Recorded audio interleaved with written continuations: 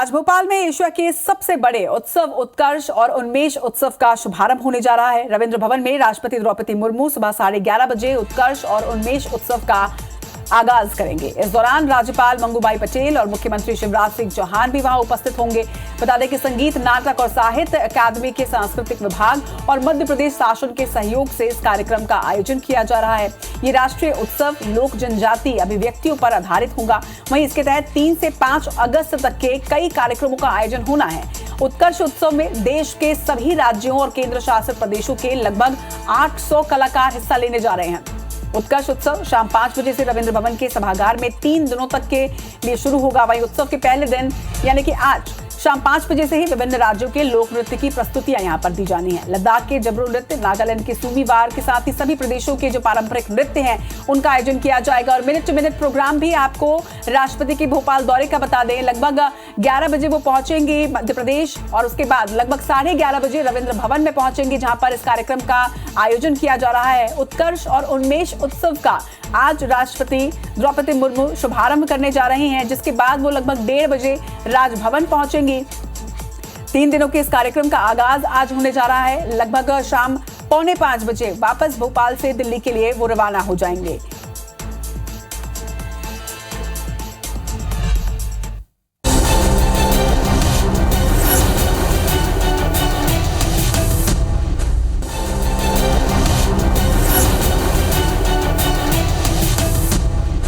तो अभी खबर यह है कि भोपाल पहुंचे हैं राष्ट्रपति द्रौपदी मुर्मू, स्टेट हैंगर पहुंचे हैं राज्यपाल मंगूभाई पटेल और सीएम शिवराज सिंह चौहान। गृहमंत्री नरोत्तम मिश्रा ने राष्ट्रपति की अगवानी की है। राष्ट्रपति उत्कर्ष और उन्मेष उत्सव का आज शुभारंभ करेंगी।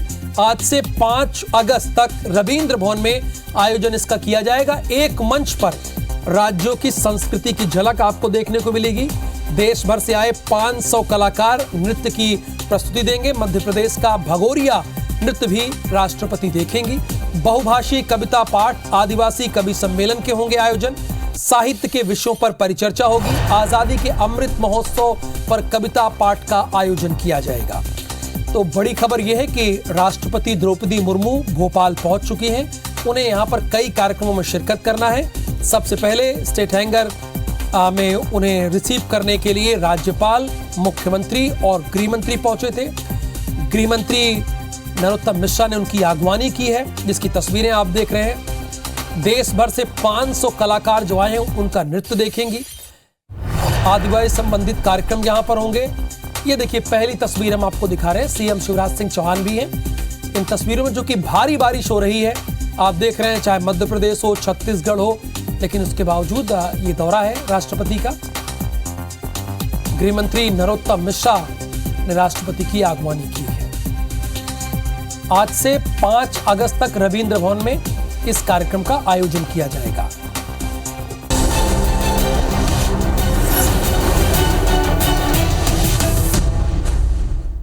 बता दें आपको कि राष्ट्रपति द्रौपदी मुर्मू आज मध्य प्रदेश के दौरे पर है। रविंद्र भवन में पहुंची हैं, जहां राष्ट्रपति द्रौपदी मुर्मू उत्कर्ष और उन्मेष उत्सव का उन्होंने शुभारंभ किया है। राज्यपाल मंगूभाई पटेल और मुख्यमंत्री शिवराज सिंह चौहान भी इस दौरान मौजूद रहे। और आज से 5 अगस्त तक रविंद्र भवन में आयोजन हो रहा है। एक मंच पर दिखेंगे राज्यों की संस्कृति की झलक। देश भर से 500 कलाकार नृत्य की प्रस्तुति देंगे और मध्य प्रदेश का भगोरिया नृत्य भी राष्ट्रपति इस दौरान देखेंगी। बहुभाषी कविता पाठ, आदिवासी कवि सम्मेलन में आयोजन है। तो सीधी तस्वीरें में आपको दिखा रहे हैं। राष्ट्रपति द्रौपदी मुर्मू पहुंच चुकी है मध्य प्रदेश के भोपाल में। रविंद्र भवन में कार्यक्रम का आयोजन किया जा रहा है। बता दें आपको कि 5 अगस्त तक इस कार्यक्रम का आयोजन किया जा रहा है और देश भर के कलाकार यहां पर अपनी प्रस्तुति देखेंगे, जिनका लुत्फ उठाते हुए भी राष्ट्रपति द्रौपदी मुर्मू नजर आएंगी। सीधी तस्वीरें में आपको दिखा रहे हैं भोपाल के रविंद्र भवन से, जहां पर राष्ट्रपति द्रौपदी मुर्मू इस वक्त मौजूद है। राज्यपाल और मुख्यमंत्री भी उनके साथ इस दौरान मौजूद है। तो आपको बता दें कि राष्ट्रपति द्रौपदी मुर्मू आज राजधानी भोपाल के दौरे पर है। रविंद्र भवन में उत्कर्ष उन्मेष कार्यक्रम का उन्होंने शुभारंभ किया है और इस दौरान राज्यपाल मंगूभाई पटेल और मुख्यमंत्री शिवराज सिंह चौहान भी मौजूद हैं। धन्य देवी की वाचिक निवाचिक महागाथा लक्ष्मी जगार और तीसरी पुस्तक है मूल हल्वी गाथा का लिप्यांतरण और हरिहर वैष्णव द्वारा गद्य अनुवाद। बहुत बहुत अभिनंदन, बहुत बहुत आभार। अब मैं निवेदन करूंगा साहित्य अकादमी के अध्यक्ष माधव कौशिक से पुनः कि वे माननीय राज्यपाल महोदय को शॉल और स्मृति चिन्ह भेंट करके उनका भी इस अवसर पर हार्दिक स्वागत अभिनंदन करें आप सबकी करतल ध्वनि के साथ।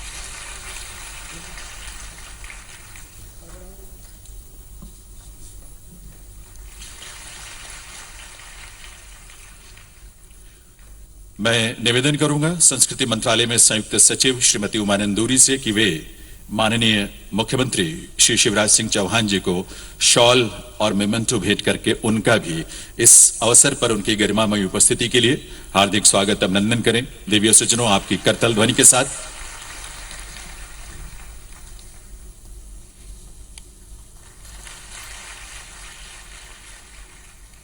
बहुत बहुत आभार, अभिनंदन सभी विभूतियों का। देवीय सज्जनों, माननीय प्रधानमंत्री महोदय की प्रेरणा से वर्ष 2022 में एशिया का सबसे बड़ा साहित्योत्सव उन्मेष अस्तित्व में आया था और इसका पहला आयोजन, जैसा कि आपने पहले भी सुना, हिमाचल प्रदेश की राजधानी शिमला में किया गया था। उन्मेष आजादी का अमृत महोत्सव के अंतर्गत किया जाने वाला देश का सबसे बड़ा साहित्य आयोजन है। इसकी परिकल्पना और इसके स्वरूप का परिचय पाना हम सबके लिए एक ज्ञानवर्धक क्षण होगा और इसके लिए मैं निवेदन करूंगा साहित्य अकादमी के अध्यक्ष श्री माधव कौशिक जी से कि उन्मेष की परिकल्पना और इसके स्वरूप से हम सबको परिचित कराएं। माधव कौशिक जी।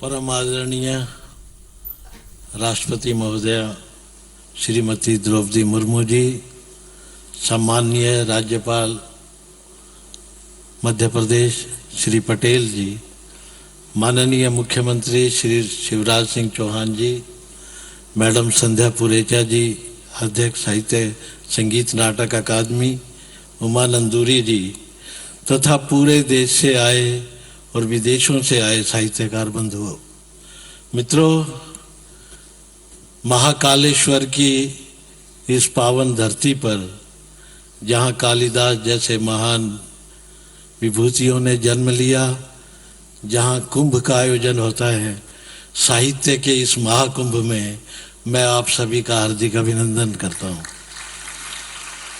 मित्रों, ये एक ऐसा अवसर है जिस पे हम गर्व कर सकते हैं। उन्मेष का जैसे पहले बताया कि शिमला में जब हमने आयोजन किया उस समय लगभग 400 लेखक थे और 80 भाषाएं थी। इस बार हमने 575 लेखकों को आमंत्रित किया है और 103 भाषाओं का प्रतिनिधित्व करने वाले। यदि आप पूरे इस सभागार की एक बार विहंगम दृष्टि डालेंगे तो आपको संपूर्ण भारत नजर आएगा अपनी पूरी विविधता के साथ। सभी भाषाओं के प्रतिनिधि, ऐसे रचनाकार, साहित्यकार जिन्होंने अपना पूरा जीवन साहित्य को समर्पित किया, इस देश को समर्पित किया, वो हमारे मध्य हैं। उन्मेष का ये दूसरा संस्करण एशिया का तो सबसे बड़ा है ही है। मुझे लगता है कि विश्व का भी सबसे बड़ा इस मायने में हम कह सकते हैं कि दुनिया का अकेला ये देश है जिसकी 24 तो मान्यता प्राप्त भाषाएं हैं और बोलियों की संख्या अनगिनत है। हम भारत को भाषाओं का अजायब घर भी कह सकते हैं, म्यूजियम ऑफ द लैंग्वेजेस। मित्रों, इस अमृत काल में जो हमने कार्य किए हैं, ये पहला ऐसा संस्थान है जिसने एक वर्ष में 600 आयोजन किए हैं। 500 पुस्तकों का हमने प्रकाशन किया है। हर 18 घंटे के बाद साहित्य अकादमी की एक पुस्तक प्रकाशित होती है। इसकी कल्पना करके देखिए कि अमृत काल की हमारी उपलब्धियां कितनी रही हैं। स्वयं प्रधानमंत्री महोदय ने एक बार नहीं कई बार सार्वजनिक मंचों से हमारे प्रकाशनों का उल्लेख किया। परसों भी मन की बात आयोजन में उन्होंने 2 हमारे आयोजनों का उल्लेख किया, जिसमें दिव्यांगों की राइटर्स मीट उल्लेखनीय थी और संस्कृत का एक सेमिनार उल्लेखनीय था। ये प्रोत्साहन के शब्द हमें प्रेरित करते हैं और काम करने के लिए एक उत्कट इच्छा। साहित्यकार वैसे भी दुनिया का सबसे बेचैन व्यक्ति है जो चाहता है कि मैं सब कुछ अपनी संस्कृति को मान मंगू भाई पटेल जी, साहित्य अकादमी के अध्यक्ष आदरणीय माधव जी, संगीत नाटक अकादमी की चेयरमैन बहन संध्या पुरेचा जी, ज्वाइंट सेक्रेटरी उमा नंदूरी जी, संस्कृति मंत्री मध्य प्रदेश सरकार सुश्री उषा ठाकुर जी और देश भर से यहां उपस्थित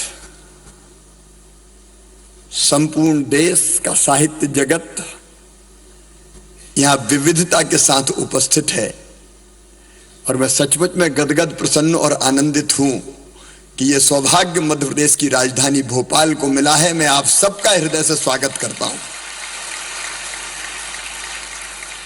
भारत अत्यंत प्राचीन और महान राष्ट्र है।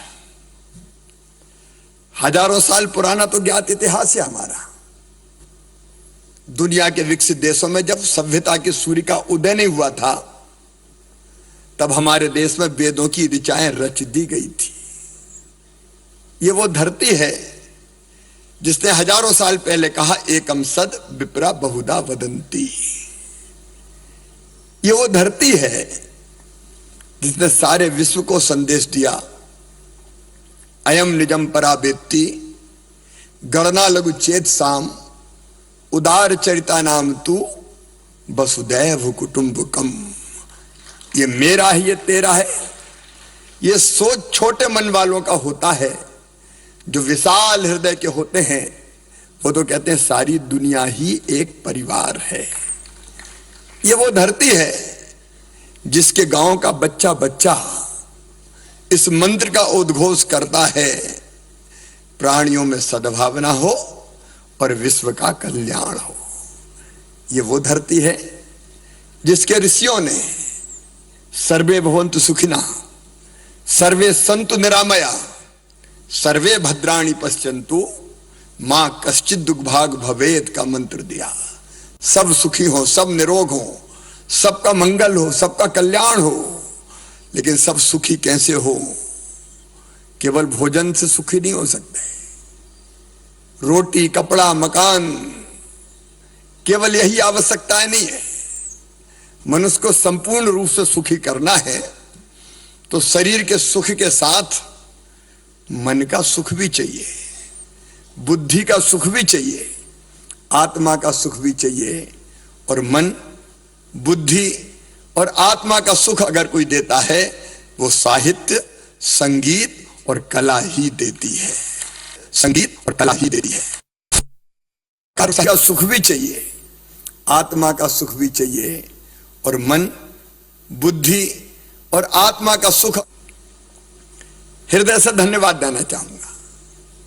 एक तरफ वो वैभवशाली, गौरवशाली, संपन्न, समृद्ध और शक्तिशाली भारत का निर्माण कर रहे हैं, तो दूसरी तरफ हमारी कला, हमारी संस्कृति, हमारी परंपराएं, हमारा साहित्य, हमारे जीवन मूल्य, उसको कैसे निकाल के सामने ला रहे हैं।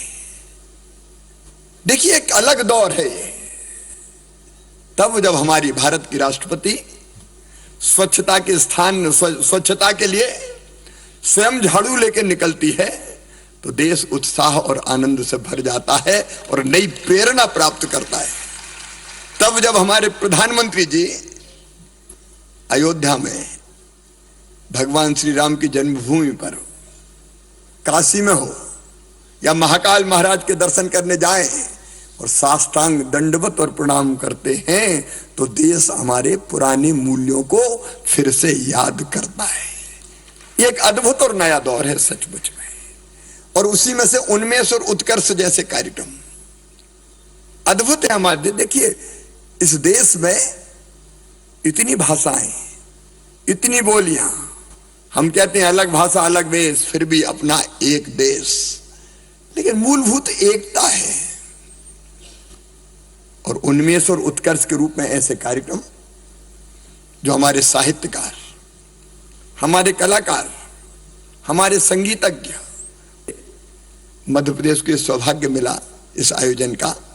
मैं हृदय से धन्यवाद देता हूं मैं आप सबका एक बार फिर स्वागत करता हूं और मुझे पूरा विश्वास है, आपने सही कहा कि साहित्य और कला और संगीत में वो ताकत है कि पूरी दुनिया को वो एक रख सके। और इसलिए मेरा विश्वास है कि भौतिकता की अग्नि में दग्ध विश्व मानवता को शाश्वत शांति के पथ का दिग्दर्शन ये कला, संगीत और साहित्य ही कराएगा। इसलिए एक बार मैं फिर आपका हृदय से अभिनंदन करता हूं। बहुत बहुत धन्यवाद। प्रणाम, नमस्कार।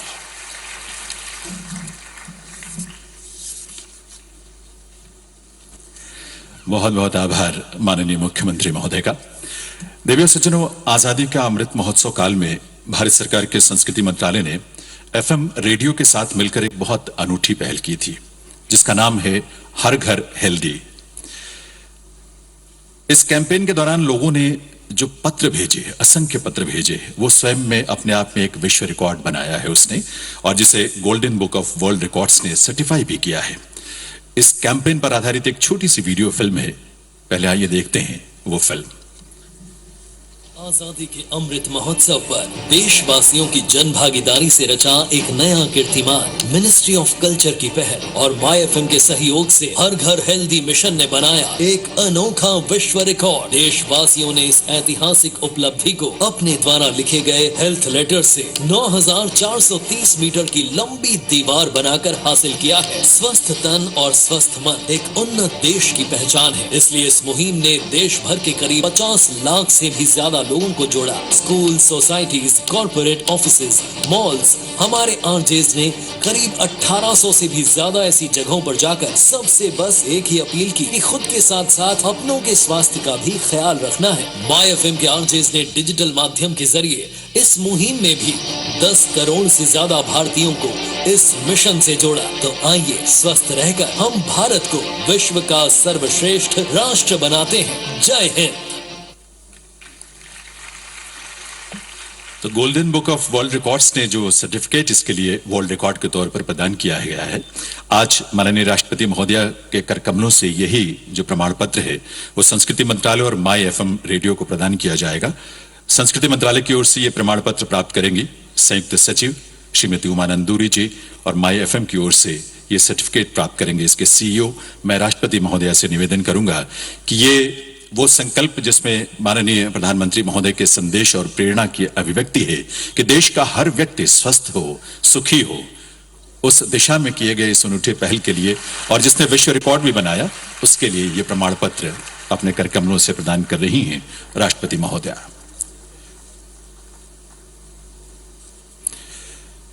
माय एफएम रेडियो के सीईओ वे भी ये प्रमाण पत्र की प्रति प्राप्त कर रहे हैं। बहुत बहुत आभार माननीय राष्ट्रपति महोदय का, उनके इस स्नेह के लिए, उनके इस कृपा के लिए। देवियों सज्जनों, हम सब जानते हैं देश की स्वतंत्रता के 75 वर्षों के उपलक्ष्य में आजादी का अमृत महोत्सव जिसका आयोजन हो रहा है, और इसका शुभारंभ 12 मार्च 2021 को अहमदाबाद में साबरमती आश्रम से माननीय प्रधानमंत्री श्री नरेंद्र मोदी जी ने किया था। आजादी का अमृत महोत्सव की यात्रा बहुत अद्भुत रही है, विलक्षण रही है, जो अभी भी जारी है अपने उत्कर्ष की ओर। अब तक की इस यात्रा पर हमने एक छोटी सी वीडियो फिल्म तैयार की है जो इस यात्रा की खूबसूरती को और इसके विभिन्न आयामों को दर्शाती है। आइए देखते हैं ये फिल्म। स्वतंत्रता के 75 वर्ष पूर्ण होने पर मनाया जा रहा आजादी का अमृत महोत्सव हमारी समृद्ध संस्कृति, विविधता से भरी विरासत, गौरव गाथाओं से भरे इतिहास और अब तक प्राप्त की गई उपलब्धियों को याद करने की पहल है। पिछले 2 वर्षों में इस कार्यक्रम के तहत लगभग 2 लाख कार्यक्रम देश और विदेश में आयोजित किए गए हैं। पिछले वर्ष 13 से 15 अगस्त के बीच इस महोत्सव के तहत पूरे देश में हर घर तिरंगा अभियान चलाया गया, जो देश के 23 करोड़ घरों तक पहुंचा और 6 करोड़ से अधिक लोगों ने राष्ट्रीय ध्वज फहराते हुए अपनी सेल्फी को देश के साथ शेयर किया। कश्मीर की सदियों पुरानी समृद्ध संस्कृति, कला और शिल्प को देश के अन्य राज्यों तक पहुंचाने का एक जरिया बना वितस्ता कार्यक्रम। दिल्ली में नवनिर्मित कर्तव्य पथ पर स्थित एम्फी थिएटर में कलांजलि कार्यक्रम की एक श्रृंखला आयोजित की जा रही है, जिसमें देश की समृद्ध सांस्कृतिक परंपराओं को संगीत, नृत्य, थिएटर और कला के अन्य पहलुओं द्वारा दर्शाया जा रहा है। भारत के किलों और गुफाओं के ऐतिहासिक व सांस्कृतिक महत्व के साथ ही उनकी विशेषताएं बताने के लिए अनेक स्थानों पर किला और कहानियां तथा वंडर केव्स अभियान चलाए गए। आजादी का अमृत महोत्सव के तहत दिल्ली में अंतर्राष्ट्रीय म्यूजियम एक्सपो भी आयोजित किया गया, जहां संग्रहालयों से संबंधित व्याख्यान, कार्यशाला और तकनीक का प्रदर्शन किया गया। एक भारत श्रेष्ठ भारत की भावना को बल देते हुए काशी तमिल संगमम तथा सौराष्ट्र तमिल संगमम कार्यक्रम के साथ ही सांस्कृतिक चेतना जगाने वाले अनेक कार्यक्रम जैसे अमृत समागम, कलिंग उत्सव, फ्रेंड्स ऑफ इंडिया, धारा, वाइब्रेंट विलेजेस आयोजित किए गए। अमृत काल के लिए आजादी का अमृत महोत्सव की 9 थीम्स के तहत भविष्य के भारत के निर्माण के लिए अनेक कार्यक्रम सतत रूप से जारी हैं, जिनमें विभिन्न मंत्रालयों द्वारा सक्रिय भागीदारी निभाई जा रही है। इन थीम्स के अंतर्गत अलग अलग मंत्रालयों द्वारा देश के गांवों, कस्बों और शहरी क्षेत्रों में अनेक कार्यक्रम आयोजित किए गए हैं, जिनमें अभूतपूर्व जन भागीदारी रही है। इन कार्यक्रमों में मीडिया एजेंसियों ने बढ़ चढ़ कर भाग लिया और इसे जन आंदोलन बनाने में और डिजिटल अभियान द्वारा इसे करोड़ों लोगों तक पहुंचाने में सफलता दिलाई है। इन कार्यक्रमों में कुछ प्रमुख हैं: स्वास्थ्य विषय पर 50,000 से अधिक पोस्ट कार्ड लिखकर विश्व रिकॉर्ड बनाना, जल संरक्षण और स्वच्छ लिया और इसे जन आंदोलन बनाने में और डिजिटल अभियान द्वारा इसे करोड़ों लोगों तक पहुंचाने में सफलता दिलाई है। इन कार्यक्रमों में कुछ प्रमुख हैं: स्वास्थ्य विषय पर 50,000 से अधिक पोस्ट कार्ड लिखकर विश्व रिकॉर्ड बनाना, जल संरक्षण और स्वच्छता को बढ़ावा देने हेतु नदी तटों पर कार्यक्रम, 30,000 से अधिक पौधारोपण। इसके साथ ही 100 से अधिक प्रतिष्ठित व्यक्तियों ने विभिन्न प्लेटफॉर्म पर इन कार्यक्रमों के प्रति सकारात्मक संदेश देते हुए देशवासियों से इन कार्यक्रमों से जुड़ने का आह्वान किया। आजादी का अमृत महोत्सव कार्यक्रमों ने देशवासियों को अपने इतिहास, संस्कृति और विरासत के प्रति गर्व का अनुभव कराया है और भविष्य के प्रति भारत के निर्माण के लिए कार्य करने को प्रेरित किया है। देशवासियों से आग्रह करते हुए, नई संभावनाओं को संजोते हुए, नए संकल्पों को पार करते हुए आगे बढ़ने का विश्वास लेकर के आज अमृत काल का आरंभ करते हैं। आजादी का अमृत महोत्सव अब अमृत काल की दिशा में पलट चुका है, आगे बढ़ चुका है। तब इस अमृत काल में सबका प्रयास अनिवार्य है, सबका प्रयास ही परिणाम लाने वाला है।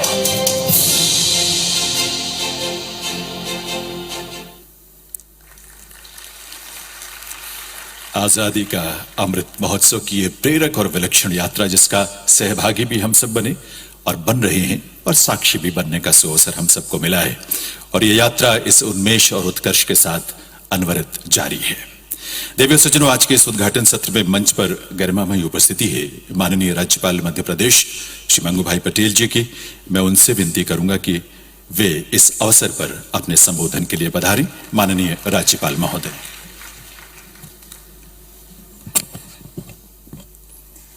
सभी को नमस्कार।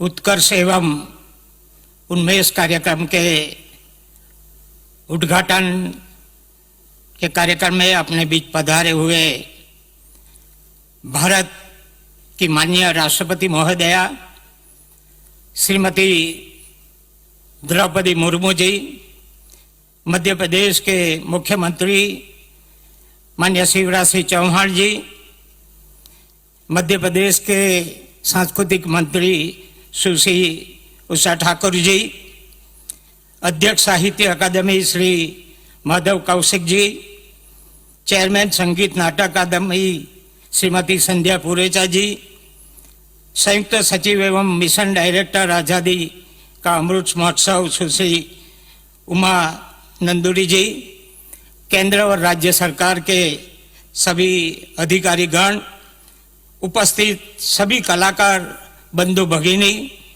उपस्थित महानुभावों, भाई और बहनों, प्यारे बच्चों, मीडिया के मित्रों, माननीय राष्ट्रपति श्रीमती द्रौपदी मुर्मू जी का प्राकृतिक, सांस्कृतिक और ऐतिहासिक वैभव की धरा मध्य प्रदेश राज्य की राजधानी भोपाल आगमन पर आपका हार्दिक स्वागत और अभिनंदन करता हूं।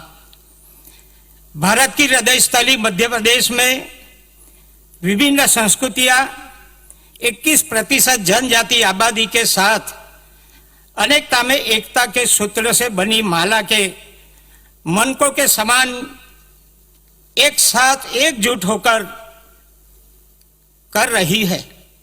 माननीय महोदया, आपके आगमन से उन्मेष और उत्कर्ष के आयोजन की गरिमा और बढ़ी है। प्रदेश की समस्त जनता गौरवान्वित अनुभव कर रही है। ये जानकर मुझे अपार हर्ष हुआ कि उन्मेष अंतरराष्ट्रीय उत्सव के साथ साथ लोक एवं जनजाति अभिव्यक्तियों के उत्सव उत्कर्ष के साथ में आयोजन हो रहा है। सांस्कृतिक विरासत से समुद्र नगरी भोपाल में दोनों कार्यक्रमों का आयोजन होना साहित्य एवं कला प्रेमियों के लिए निश्चित रूप से परम आनंद का विषय है। मुझे जानकर खुशी हुई कि उत्कर्ष के आयोजन दौरान प्रतिदिन लोक नृत्य की प्रस्तुतियां आयोजित की जाएगी, जिसमें विभिन्न राज्यों से आए जनजातीय लोक नृत्य दल शामिल होंगे। मुझे विश्वास है कि 15 देशों के 550 से अधिक विभिन्न भाषाओं के रचनाकार की 75 अधिक कार्यक्रमों में सहभागिता का यह उत्सव कला और संस्कृति की सभी परंपराओं के सामंजस्य का उत्सव बनेगा। जानकर बहुत खुशी हुई कि उन्मेष के दौरान जनजाति कवि लेखक सम्मेलन, भारत एट 70 पर कविता पाठ और मध्य प्रदेश के गीत के सत्रों का आयोजन भी किया जा रहा है। आयोजक बधाई और साधुवाद के पात्र है। उन्मेष और उत्कर्ष का आयोजन भारत की विभिन्न परंपराओं के जोड़ने हमारे प्रिय नेता एवं भारत के माननीय प्रधानमंत्री श्री नरेंद्र मोदी जी की दूरंदर्शी पहल एक भारत श्रेष्ठ भारत को सफल बनाने की सार्थक और सराहनीय पहल है। भारत दुनिया का ऐसा अद्भुत देश है जहां से विश्व के समस्त ज्ञान, विज्ञान और दर्शन की विभिन्न धाराएं दुनिया भर में प्रवाहमान हुई है। हमारे प्राचीन ऋषि मुनि और संत परंपरा ने अपने अनुभूति के साधना के ज्ञान को मानवता के कल्याण के पथ में आलोकन में समर्पित किया। इसलिए उनकी रचनाएं देश काल की सीमाओं से परे आज भी प्रासंगिक है। कलात्मक की शक्ति अद्भुत होती है। दिल, दिमाग और आत्म शक्ति के समन्वय से रचना का सृजन होता है। इसके लिए किसी साधन संसाधन की आवश्यकता नहीं होती है। इसका जीवन प्रतिरूप जनजाति समुदाय की कलात्मकता है, जिसकी कला, रचना कौशल, संगीत और नृत्य सभी काल की सीमाओं से परे अमिट मूल्य, मौलिक सादगी और गहन अनुभूति का अद्भुत आभास करते हैं। भारत की भाषाएं भौगोलिक विविधता के उदार मिश्रण ने बेहतरीन साहित्य का निर्माण किया, जिसकी वानगी अनूठी और अप्रितम विविधता है। आशा है कि डिजिटल क्रांति के दौर में उत्कर्ष का आयोजन संस्कृति, कला, साहित्य और भाषा के सृजनकारों के बीच वैश्विक विमर्श सांस्कृतिक मूल्यों के संरक्षण में सहयोगी होगा। भारत की प्राचीन सुकृति वसुधैव कुटुंबकम की प्रामाणिकता के साथ भारत की एकता और श्रेष्ठता को दुनिया भर में स्थापित करने में सफल होगा। आजादी के अमृत महोत्सव के अवसर पर अंतरराष्ट्रीय साहित्य, लोक एवं जनजाति अभिव्यक्तियों के सफल अनूठे आयोजन के लिए सांस्कृतिक मंत्रालय, साहित्य तथा संगीत अकादमी और मध्य प्रदेश की सरकार को बहुत बहुत बधाई देता हूं। अंत में माननीय राष्ट्रपति महोदया ने अपनी व्यस्तता के बीच इस कार्यक्रम में उपस्थित होकर जो गरिमा प्रदान की है, उसके लिए प्रदेश के प्रथम नागरिक के तौर पे मैं उनका बहुत बहुत आभारी हूं। आभार। भारत माता की जय।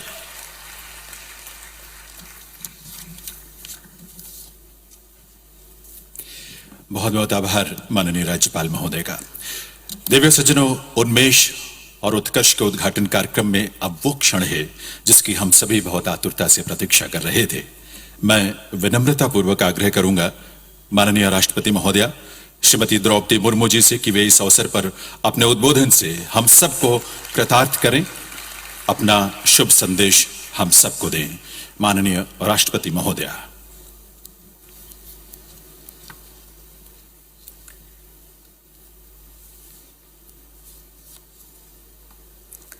उन्मेष और उत्कर्ष, इन दोनों उत्सवों के शुभारंभ में उपस्थित मध्य प्रदेश के राज्यपाल आदरणीय श्री मंगू भाई पटेल जी, मुख्यमंत्री श्री शिवराज सिंह चौहान जी, साहित्य अकादमी के अध्यक्ष श्री माधव कौशिक जी, संगीत नाटक अकादमी के अध्यक्ष डॉक्टर संध्या पुरेचा जी, संस्कृति मंत्रालय की अधिकारीगण, सभी साहित्यकार एवं कलाकार भाइयों और बहनों, friends of India and lovers of literature from other countries present here with us, गणमान्य अतिथियों, देवियों और स्वजनों, सभी को मेरा नमस्कार। साहित्य एवं कला की विभिन्न धाराओं के इस महासंगम में आप सबके साथ अवगाहन करते हुए मुझे आत्मिक प्रसन्नता हो रही है। मुझे विश्वास है कि आप सब आज़ादी का अमृत महोत्सव से जुड़े साहित्य तथा कला के इन उत्सवों में अपनी प्रतिभागिता से उत्साहित है। मैं आप सबको बहुत बहुत बधाई देती हूँ। राष्ट्रपति का पदभार ग्रहण करने के बाद अब तक मेरी सबसे अधिक यात्राएं मध्य प्रदेश में हुई है। संयोग से आज मध्य प्रदेश की ये मेरी 5वीं यात्रा है। आप सबके आतिथ्य के लिए मैं मध्य प्रदेश के 8 करोड़ निवासियों को धन्यवाद देती हूँ। आज से शुरू होने वाले दोनों उत्सवों के आयोजन के लिए मैं केंद्रीय संस्कृति मंत्रालय, साहित्य अकादमी तथा संगीत नाटक अकादमी के ऑर्गेनाइजर्स को सराहना करती हूँ। साथ ही सक्रिय सहयोग प्रदान करने के लिए मैं मध्य प्रदेश सरकार की प्रशंसा करती हूँ। केंद्रीय संस्कृति मंत्रालय द्वारा हमारी संस्कृति के विभिन्न आयामों में नई ऊर्जा का संचार करने के लिए अनेक प्रयास किए जा रहे हैं। परसों यानी 5 अगस्त को दिल्ली में आयोजित किए जाने वाले एक और उत्सव फेस्टिवल ऑफ लाइब्रेरीज के उद्घाटन में भी मुझे जाने का मौका मिलेगा। इन सभी आयामों पर निरंतर ध्यान बनाए रखने से एक मजबूत कल्चरल इकोसिस्टम का निर्माण संभव हो रहा है। इस वर्ष G20 समूह की अध्यक्षता का दायित्व भारत को दिया गया है। इस दायित्व का भारत द्वारा one earth, one family, one future के आदर्श के अनुरूप निर्वहन किया जा रहा है। हमारी परंपरा में यत्र विश्वम भवति एक नीडम की भावना प्राचीन काल से आधुनिक युग तक निरंतर व्यक्त होती जा रही है। हिंदी के वरेण्य कवि जयशंकर प्रसाद जी ने इसी भावना को व्यक्त करते हुए कहा था, अरुण यह मधुमय देश हमारा, अरुण ये मधुमय देश हमारा, जहाँ पहुँच अनजान की चीज को मिलता एक सहारा, अरुण ये मधुमय देश हमारा। राष्ट्र प्रेम और विश्व बंधुत्व यानी पैट्रियटिज्म और यूनिवर्सल ब्रदरहुड, इन दोनों आदर्शों का संगम हमारे देश की चिंतन धाराओं में सदैव दिखाई देता रहता है। देवियों और स्वजनों, कविवर रविंद्रनाथ टैगोर ने, जिनके नाम से आज जो ये ऑडिटोरियम बनाया गया है, हम सब इकट्ठे हुए हैं, ये सुशोभित इन भवन में उनके द्वारा लिखित एक कविता का मैं उल्लेख करना चाहती हूँ। इस कविता में निबंध एक आख्यान के माध्यम से गुरुदेव ने ये प्रतिपादित किया है कि साहित्य ही सत्य का संभावक होता है। आदि कवि वाल्मीकि ने, नारद मुनि ने हंसते हुए कहा था, नारद कहिला हासी सेई सोतो जा रोचिबे तुमी, अर्थात तुम जो अपने काव्यों में कहेंगे वही सत्य है। साहित्यकार का सत्य इतिहासकार के साथ तथ्य से अधिक प्रामाणिक होता है। मानवता का वास्तविक इतिहास विश्व के महान साहित्यों में ही मिलता है। साहित्य ने मानवता को आईना भी दिखाता है और बचाया भी है और आगे भी बढ़ाया है। साहित्य और कला ने संवेदनशीलता और करुणा को बनाए रखा है, यानी मनुष्य की मनुष्यता को बचाए रखा है। मानवता के संरक्षण के इस परम पुनीत अभियान में प्रतिभागी होने के नाते आप सभी साहित्यकार और कलाकार सम्मान के बहुत बहुत अधिकार है। आपको बहुत धन्यवाद देती हूँ। Ladies and gentlemen, I extend a special welcome to the international participants of this festival, including those from our neighboring countries. In a world facing many challenges, we must find effective ways to build greater understanding among peoples of different cultures and beliefs. Storytellers and poets have a central role in that effort because literature has the unique ability to connect our experiences and to transcend our differences. Let us use the ability of literature to reveal our common destiny and strengthen our global community. Everyone is familiar with the timeless supremacy of literature. The greatest empire having worldwide domination in the 19th and early 20th centuries has become history. But the power of the writings of William Shakespeare is everlasting. उन्मेष का अर्थ आंखों का खुलना भी होता है और फूलों का खिलना भी। उन्मेष का अर्थ प्रज्ञा का प्रकाश भी है और जागरण भी। 19वीं सदी के हमारे देश में नवजागरण की अखिल धाराएं प्रवाहित हुई जो 20वीं सदी के पूर्वार्ध तक प्रवहमान रही। हमारे स्वाधीनता संग्राम के आदर्शों के साहित्य ने शक्ति प्रदान की है। पूर्व से बंकिम चंद्र चट्टोपाध्याय से लेकर पश्चिम से झवेरचंद मेघानी तक तथा दक्षिण में सुब्रमण्य भारती से लेकर उत्तर में ज्ञानी हीरा सिंह दर्द तक देश के कोने कोने में अनेक रचनाकारों ने स्वाधीनता और पुनर्जागरण के आदर्शों को अभिव्यक्ति प्रदान की है। भारतीयता के गौरव को स्वर देने वाले उन रचनाकारों के इतनी विशाल परंपरा विकसित हुई है कि एक संबोधन में सबका उल्लेख करना असंभव है।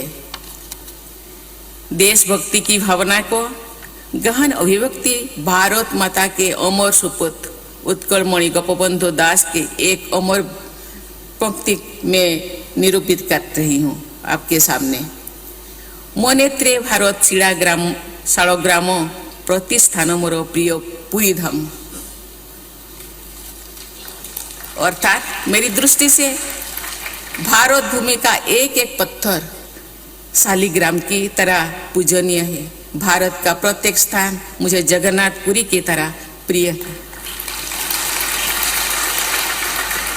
देशभक्ति से ओतप्रोतो इस कविता में मातृभूमि भारत का देवत्व प्रदान करने की भावना अद्भुत रूप से अभिव्यक्त की गई है। भारतीय पुनर्जागरण तथा स्वाधीनता संग्राम के कालखंड में लिखे गए उपन्यास, कहानियाँ, कविताएं और नाटक आज भी लोकप्रिय है और जनमानस पर उनका व्यापक प्रभाव अभी भी विद्यमान है। देवियों और स्वजनों, आज़ादी का अमृत महोत्सव के ऐतिहासिक पड़ाव पर हमें ये विचार करना है कि क्या वर्तमान में हम ऐसा साहित्य को उन्मेष देख रहे हैं जिनमें बड़ी संख्या में पाठकों की भागीदारी हो। मेरी जानकारी में ओडिया भाषा में लिखित एक समकालीन उपन्यास याज्ञसेनी के 100 से अधिक रीप्रिंट हो चुके हैं। ये उस उपन्यास को पढ़ने के लिए पाठकों में विद्यमान ये उत्साह का ये प्रमाण है। संप्रेषणीय होना साहित्य की प्रमुख कसौटी है। साहित्य लोगों को जोड़ता भी है और उन्हें आपस में जोड़ता भी है, जुड़ता भी है और जोड़ता भी है। मैं और मेरा से ऊपर उठकर जो साहित्य रचा जाता है, जो कला प्रस्तुत की जाती है, उन्हें रचनाओं और कलाकृतियों में सार्थकता होती है। मेरे घर, परिवार, गांव और स्थानीय परिवारों की भाषाएं संथाली तथा ओडिया है। आज 140 करोड़ देशवासियों का मेरा परिवार है और सभी भाषाएं और बोलियां मेरी है, मेरी अपना है।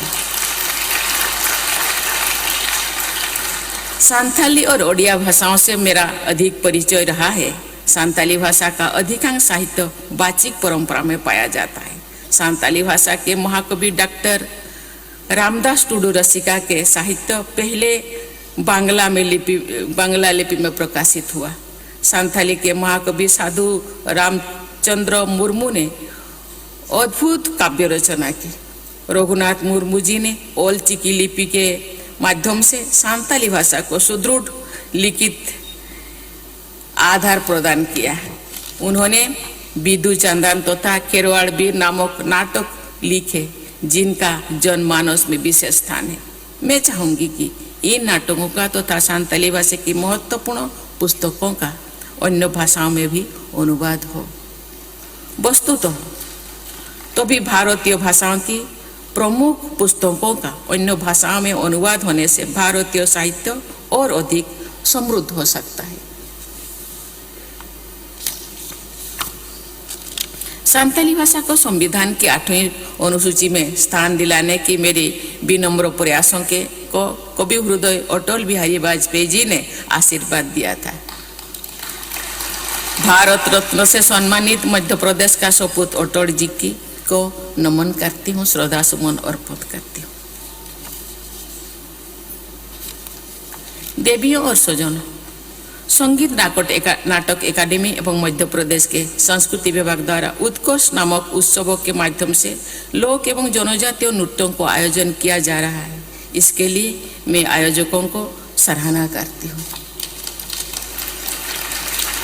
उत्कर्ष का अर्थ उन्नति, जो भारत का जनजातीय समाज समुन्नय हो जाएगा तो भारत एक विकसित राष्ट्र के रूप में प्रतिष्ठित हो जाएगा। आप निश्चित रूप से जानते होंगे भारत वर्ष में अब तक 700 से ज्यादा कम्युनिटी के आदिवासी बसवास करते हैं, लेकिन उनका भाषा 700 से ज्यादा है। मुझे लगता है उसे डबल है, क्योंकि हर 50 किलोमीटर दूर से नया भाषा है। इसीलिए उसी भाषा को संजो के रखना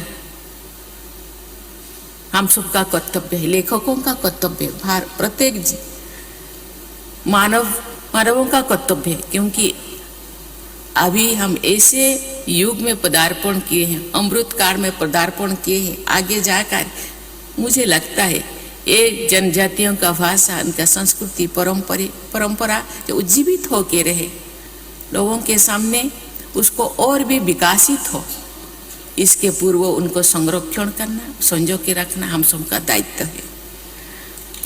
भारत की सबसे बड़ी जनजातीय आबादी मध्य प्रदेश में रहती है, इसीलिए इस उत्सव का यहाँ आयोजन किया जाना तर्कसंगत भी है और भाव संगत भी है। इसी वर्ष मुझे अनेक जनजातीय कलाकारों को पद्मश्री से सम्मानित करने का अवसर मिला। हाल के वर्षों में कई राज्यों के लोग तथा जनजातीय कलाकारों को पद्म पुरस्कार से सम्मानित किया गया है। मध्य प्रदेश के पड़ोसी राज्य छत्तीसगढ़ के बहन तीजन बाई को वर्ष 2019 में पद्म विभूषण के उच्च सम्मान से अलंकृत किया गया है। तीजन बाई जी का सम्मान लोक एवं जनजातीय कलाओं का सम्मान तो है ही, देश की सभी बहनों का, विशेषकर जनजातीय बहनों का समादर भी है। हमारे जनजातीय भाई बहन भी समाज के अन्य सदस्यों की तरह जीवन का सामान्य आशाओं और आकांक्षाओं को पूरा करना चाहते हैं। हमारा सामूहिक प्रयास होना चाहिए कि अपनी संस्कृति, लोकाचार, रीति रिवाज और प्राकृतिक परिवेश को सुरक्षित रखते हुए हमारे जनजातीय समुदाय के भाई बहन और युवा आधुनिक विकास में भागीदारी बने। नव उन्मेष से युक्त प्रतिभाएं भारत को समग्र विकास के उत्कृष्ट तक ले जाएं, इसी मंगल कामना के साथ मैं आप सबके आनंदमय भविष्य हेतु अनंत शुभेच्छा व्यक्त करती हूँ। धन्यवाद। जय हिंद, जय भारत।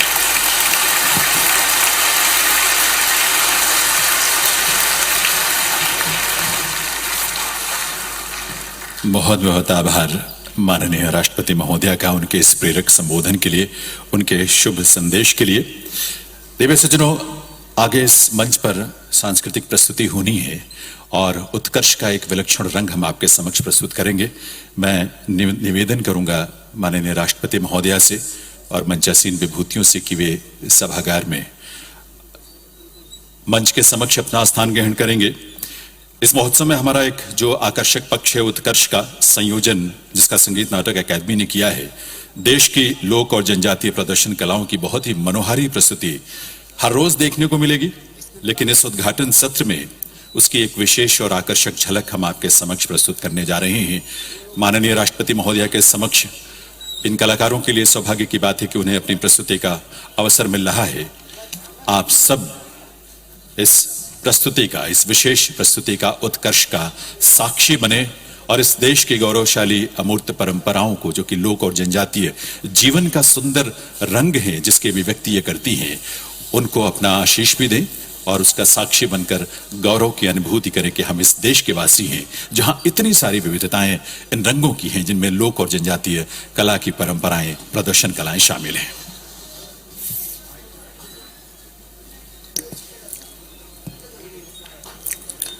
उत्कर्ष हमारी धरोहर, हम हैं यह वरदान गूंजता सदियों से अरमानों में।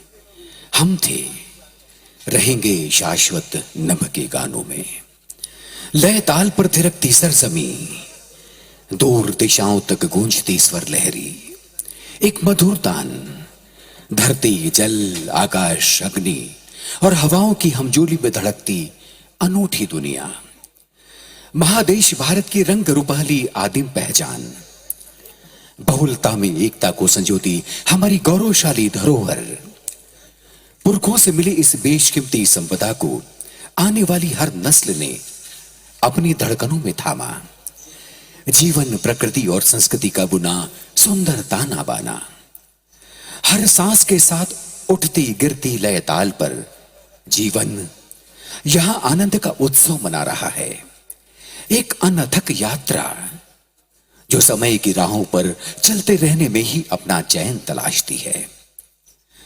जी हां, यह तस्वीर है उस भारत की जिसके दामन में सांस्कृतिक विरासत के मोती दमकते हैं। इसे रचा है लोक और जनजाति समुदायों ने। ये वो आवाजें हैं जिनमें नदियों, झरनों, हवाओं, जंगलों, खेत खलियानों और मिट्टी की सौंधी महक है। यहां संस्कृति की तन्मय तान है, विरासत का विजयगान है। जी हां, यही भारत की पहचान है। इसकी सरहदों पर लिखे हैं अमन, एकता और आपसदारी के पैगाम। जनजाति गौरव की गंध, लोकरंगी लालिमा में लहराती मनुष्यता की सौगंध। ये आहटें आत्मनिर्भरता की विजय गाथाएं सुनाती हैं। ये ज्ञान परंपरा की जीवंत पाठशालाएं हैं। अपनी मौज में थिरकता एक सैलाब जो तरक्की और खुशहाली का परचम थामे हर दौर में अपने होने की हमजोली की गवाही देता है। संस्कृति के आसमान पर खिला एक इंद्रधनुष, जिसके रंगों के उजास में प्रेम और स्वाभिमान है। हम थे, हम हैं, रहेंगे शाश्वत नभ के गानों में।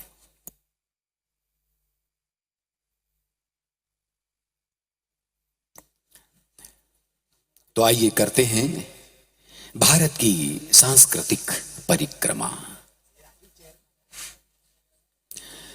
सबसे पहले मध्य भारत की जनजाति और लोक नृत्य तथा संगीत की झलकियों का हम आनंद लेंगे और इन झलकियों के माध्यम से हम देखेंगे कि किस तरह से जीवन, प्रकृति और संस्कृति की आपसदारी में ये तमाम नृत्य और संगीत हमारे समक्ष जीवंत होता है।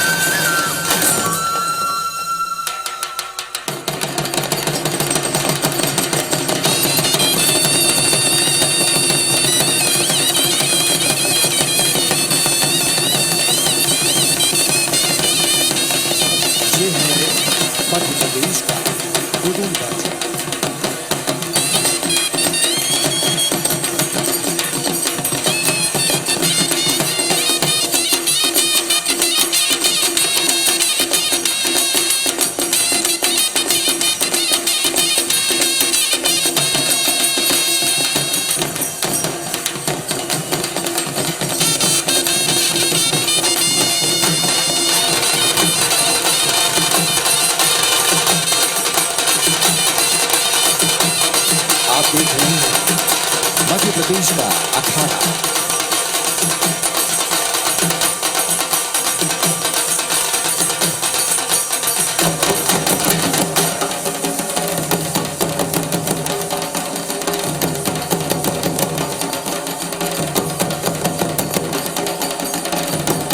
और ये मनोरम झांकी है झारखंड के नागपुरी झूमर की।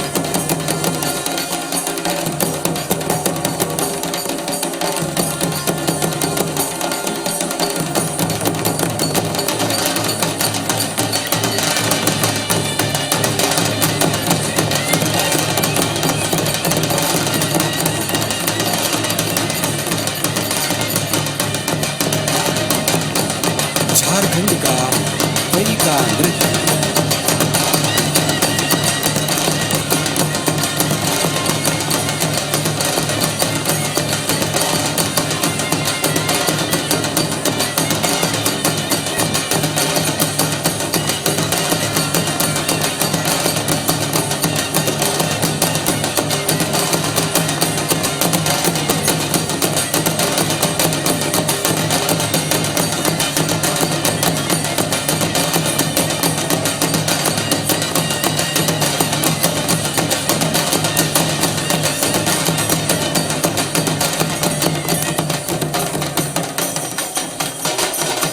मध्य प्रदेश का गोंड खाटिया नृत्य